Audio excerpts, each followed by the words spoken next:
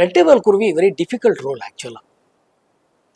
அது ரொம்ப காமெடியாகவும் ஆகிடக்கூடாது, வில்லனாகவும் ஆகக்கூடாது. ஒரு பொண்டாட்டி இருக்கும்போது இன்னொரு பொண்ணை ஓட சம்சாரம் பண்ணுறான், ஒரு ஃபேமிலி நடத்துகிறான், ப்ரெக்னென்ட் ஆகுறதுன்னா பொதுவாக யாரும் ஒத்துக்க மாட்டாங்க. எப்படி பண்ணலாம் அப்படிலாம். அதை வந்து டைரக்டர் ரொம்ப பிரமாதமான ஒரு ஒரு வாக்கிங் அந்த ஒரு ரோப். அது இட்ஸ் வெரி டிஃபிகல்ட். இப்படி பண்ணால் அப்படி ஆகிடும், அப்படி பண்ணால் அப்படி ஆகிடும்.